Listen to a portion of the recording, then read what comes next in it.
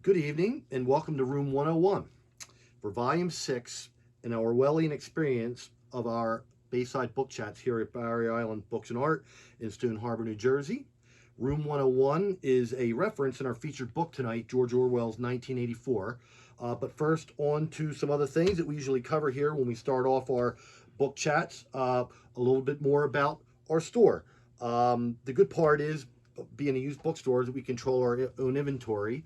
In other words, we, as a family business, go out and between ourselves and some of the buyers and pickers that we have, we are picking books that we're finding for you to fill the interest of the things that happen when we have wine night or just talking to customers about what you're interested in.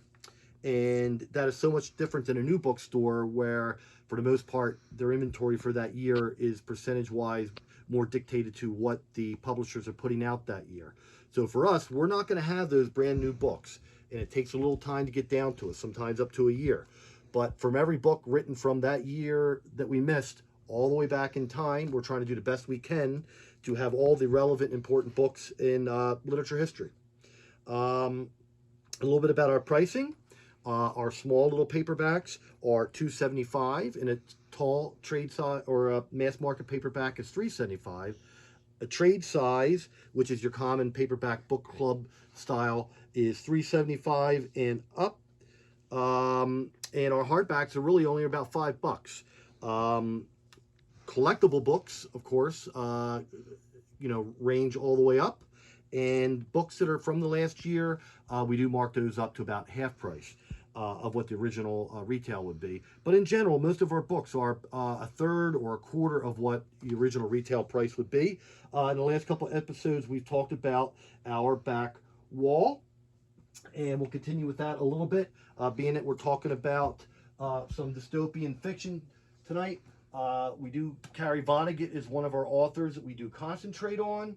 And last week we talked about modern library books, reissuing books in the 30s and 40s and 50s that were very popular titles of the day. And being that we're the subject matter of tonight, I pulled out a couple that are relevant, and mostly because they're thinking man's books. We have Interpretation of Dreams by Sigmund Freud. We have the Notebooks of Leonardo da Vinci and The Romance of Leonardo da Vinci. And oddly enough, I didn't know I had this till I was rifling through here. The Plague. In past issues, we've talked about books in this store that had connections to our current pandemic, and I came across one. Another feature on this bookshelf is sets. And this is a set that was put out in the earlier half of the century for the most part, and they specialized again in classics and a lot of thinking man stuff. War and Peace in the Iliad, that's called Blacks. They were a volume set company, and another volume set company was Collier, and this set I think had about 70 titles. And here we have Wealth of Nations and Origin of Species. Back to here. Keep in mind, we're on Facebook. Whether you're answering the trivia questions or need to contact us about things you're interested in or want to comment about the show. We don't have Phoebe tonight, so I'm taking over. I think this is that YouTube? That is YouTube. Right. And then this is Instagram. It's always good to like us. Never hurts to love us. And we do ship books through the USPS at media rate. So ship books. And anytime you're in here, and especially on wine night, we love to talk about books. And we're going to do that when we go over to our corner and have our chat. Welcome to our discussion on 1984. Next week we will return to a lighter subject matter and maybe a field trip again. But this week we're going to delve into 1984 by Orwell. And it was a dystopian novel written in 1948. He couldn't decide upon what year to put on the title, originally 80 or 82, and he knew he was writing it in 48, and he just decided to switch the 8 and the 4. This book was a statement against totalitarianism, for the most part. And it's not really trying to take political sides. It's trying to take the side of education, intelligence, truth, and making sure that your government is telling you the truth. The book, as an example of that, was banned in both pro-communist countries and in anti-communist countries in its history. So as I said, it is a anti-totalitarianism book. It is pro-democracy, which is all of us. We are a democratic nation. And the newsflash, Putin and Kim Jong-un are the former and not the latter. So next, I'm going to give you some quotes about democracy, truth, and education. And this is for my brother who misses me throwing the papers. We are naming this, this overall Bayside Book Chats partly due to FDR. He's been in all our volumes so far. So we're going to start off with an FDR quote, which is, quote, "Democracy alone of all forms of government enlists the full force of men's enlightened will." Another quote by FDR, "Repetition does not transform a lie into truth." Nazi Joseph Goebbels said, "Repeat a lie often and enough, and it becomes the truth." Anthony Williams said, "Truths are quiet, lies are loud." The poet, essayist, and novelist Maya Angelou, "When someone shows you who they are, believe them the first time." George Santayana, sorry if I did not pronounce that properly, "Those who don't know history are doomed to repeat it." This was referenced by Churchill as well, picking up on that quote. Churchill went on to say himself, "Democracy is the worst form of government, except for all the others." Lincoln, "With public sentiment, nothing can fail. Without it, nothing can succeed." President John Adams, "Facts are stubborn things." Mark Twain, "Get your facts first, then you can distort them as you please." And that's why he's known as America's great humorist. "Speak truth to power" was from a 1955 essay, "A Quaker's Search for an Alternative to Violence," which became a theme that was adopted by Robert F. Kennedy's Human Rights Initiative. And before we get into a little bit more about dystopian novels and the book 1984, we're going to give you a little video clip to get us in the mood.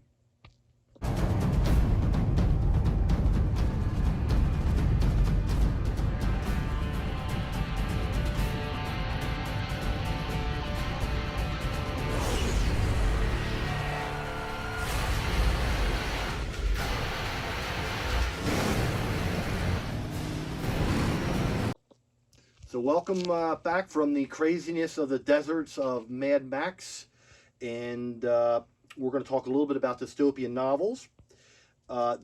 They were written about an imagined state or society where there is great suffering or injustice.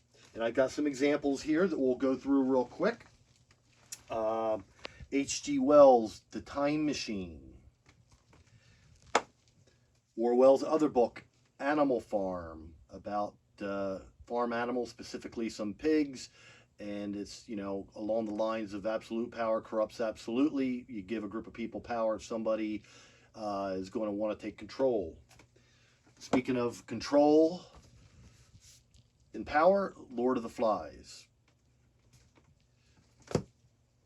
The Giver by Lois Lowry. Brave New World by Aldous Huxley, very similar to Orwell in Mind and Thought. Margaret Atwood, The Handmaid's Tale. The Hunger Games series by Suzanne Collins. Cloud Atlas by David Mitchell. And Lord of the Rings, similar as well with Orwell in a sense that they both viewed negatively towards war. same kind of time period. They each expressed societies in a dystopian way, and also represented the fact that they weren't real big on control and war in governments. So if you watched previous volumes, you've known that I usually wear some garb representing something related to our show. About 3 weeks ago, I ordered a 1984 t-shirt, and it did not arrive on time, so I don't have that. And because the book has been very popular in the store the last several years, I had about maybe 10 copies this summer, and they are all gone. And due to the pandemic, I can't really go out and hand in person bookshop. So I do not have a copy to even show you. But I do have some other things about Orwell. Most of our more popular authors in the store, we do carry either studies on them or biographies. This is called the Orwell Mystique. And if you noticed, we combine leadership in here with political figures. Well, Churchill and Orwell had some thoughts together, and this book is called Churchill and Orwell, The Fight for Freedom. And inside it refers to the fact that Churchill and Orwell, whose vision and action helped to preserve democracy from the threats of authoritarianism from the left and right alike. So, Orwell is not his real name. It was a pen name of a gentleman named Eric Arthur Blair. He was an English novelist and essayist opposed to, boy, these long words get me, totalitarianism. He supported democratic socialism, which gets butchered a little bit in these day and age. It is not communism. Democratic socialism is not communism, i.e. Animal Farm. So the same author that wrote 1984 also wrote Animal Farm, which is a statement against communism. He wrote that in 1946. It was a statement against Stalinism based on his own personal experiences in the Spanish Civil War. Basically, he saw the effects of propaganda from the Stalin regime. He wrote this during World War II. And at that point, Britain and the Soviet Union had a pretty good relationship with a common enemy. So the book and the manuscript were pretty much originally rejected. It was only later that the book became more popular and received when we stepped out of post-World War II and into the Cold War. The book showed that communism as a pure utopia would be corrupted by individual power eventually, and believe that to be true in other government forms as well. Absolute power corrupts absolutely. As for the book, 1984, it is well known for some very famous terms that are used in society today. Big Brother, cult of personality, the thought police, doublethink, 2 + 2 = 5, thought crime, newspeak, room 101, memory hole, are just some of the terms that are commonly used today that came from that book. I will give you a quick summary, but I really want you to read the book for yourself. Basically, it was set in 1984. The main character, Winston Smith, wrestles with oppression in Oceania, a place where all controlling party scrutinizes human actions with an ever-watchful Big Brother, and brainwashes the population into unthinking obedience to its leader by using doublethink, using contradictory ideas such as war is peace, freedom is slavery, ignorance is strength.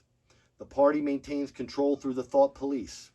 Defying a band of individuality, Winston dares to express his thoughts in a diary and pursues a relationship with Julia. And for the rest, we don't want to ruin a story and tell you about the ending. So for the rest, you're going to have to read it, or at least read about it.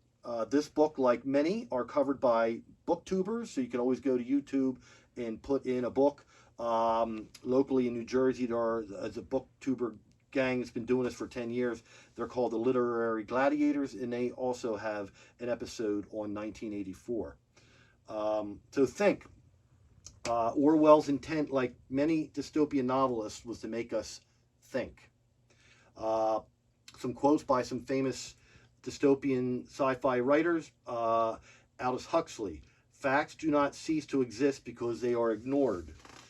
Ray Bradbury, I don't try to describe the future, I try to prevent it. Orwell, the most effective way to destroy people is to deny and obliterate their own understanding of their history. Orwell, if liberty means anything at all, it means the right to tell people what they do not want to hear. Orwell, who controls the past controls the future. Who controls the present controls the past. And then there's Donald Trump. What you're seeing and what you're reading is not what's happening. Which brings me to something that's really led to this, not only the popularity of the book in the store, but a lot of the verbiage that I discussed earlier keeps showing up in culture and the news. And there's one term that's been in the news now for a couple of years I just can't get away. It's getting more annoying by the moment to me. And it's called fake news, which is in the eye of the beholder. And I, at this point, am considering it a form of propaganda, whether you believe it's the fake news that Trump is talking about or whether you're just offended by his use of it. That's for all you to decide. The word propaganda, as defined in Webster's, the spreading of ideas, information, or rumor for the purpose of helping or injuring an institution, a cause, or a person. And again, you may say that both parties subscribe to that. So, you know, in the fake news realm here, it's almost like it's a competition between the left and the right, you know, for news coverage and whatnot. And Trump is, you know, labeled, like he likes to label and name everything and everybody. He's labeled the lamestream media, which to him, I guess, means, you know, the news that comes out of the bigger news channels out of the bigger cities. He would consider them to be more liberal and against his own causes. But there's another side to all this, and there's right-wing media. So if Trump wants to call it the lamestream media on the left, then you also have media on the right. It's not like that doesn't exist. Some examples of that are Rush Limbaugh, been around for a long time. Rush Limbaugh believes in the 4 pillars of deceit.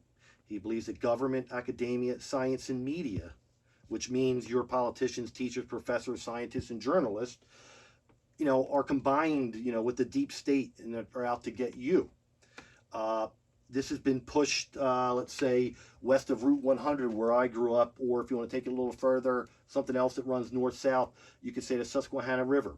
So west of there, and maybe south of the Mason-Dixon line, which is actually right around here, you know, west and south of here in this country, you know, Limbaugh, conspiracy theorists such as Alex Jones, a la a gentleman who promotes the fact that Sandy Hook didn't happen. Go tell that to the parents. And oddly enough, many evangelical preachers over the past 20 years have been pushing a little bit of this type of disdain for the 4 pillars that Rush Limbaugh refers to. According to these folks, it's always the Democratic hoax, as Trump says, which makes me sick, personally. You know, as we're going through this current situation, there are many Democrats who are in business as well, do not want this country to close, and there are Democrats that have, you know, family members that they're concerned about, just like Republicans do. Democrats are not rooting for the death of fellow Americans like Trump Jr. and Donald Trump seem to convince us of. I do not believe that xenophobia, racism, and lies, you know, are going to solve this problem. We cannot bomb COVID-19 or wish it away. We need science, medicine, and a strategy based on science and facts, not including drinking Clorox, taking hydroxychloroquine, blaming others, or ignoring your own intelligence reports, and being too vain to wear a mask, which is not an example of presidential leadership. Big Brother is watching all of us at this time. We all need to strive to do better as Americans and make sure that we're putting love of country and love of countrymen first. So now that we got the heavy stuff out of the way, let's go a little later. And if you've watched us before, we do this on wine night, so come see us in the summertime. On wine night, we started this up because the store can't be open, so this is how we started the Bayside Book Chat wine night. But we don't go live. I'm not ready for that yet. And So we tape it the night before, which for us tonight happens to be Cinco de Mayo. So instead of my usual wine choice from Fred's and my usual wine quote from someone, we're going to do a tequila quote. When life gives you lemons, just add tequila. And here's a classic. 1 tequila, 2 tequila, 3 tequila, floor. So I'm going to have my little drink, and then we're going to move on to our usual PBS book list and then our trivia. So we're doing the PBS list, and in previous volumes we have covered up to 1 through 40, and we've had most of them. I think tonight we might have them all. Last week I did miss one because I didn't have the book and I forgot to mention it.